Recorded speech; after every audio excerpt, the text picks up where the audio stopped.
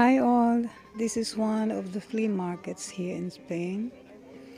Gustong-gusto namin pumunta dito kasi marami silang antique at marami kang makikita na hindi mo makikita sa mga shops. Ito talaga ang paborito naming puntahan kasi maraming kakaibang makikita dito. Kagaya niyan, Salvador Dali. Mahalin yan. Although mahal pa rin, 1,005, pero ang original price niya is 17,000 euro.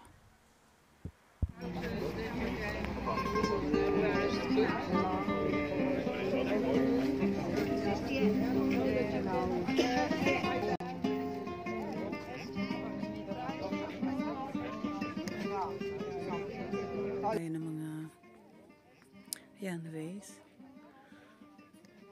So, yung ball na yan akin. Binenta ko kasi nga nung nag-decide kami na mag-downsize. Ayan, sabi ko yung mga malalaking gamit. O ayan, isa pang maganda. You can see, happy-go-lucky people. I think dati siyang downsize. Yuhuu!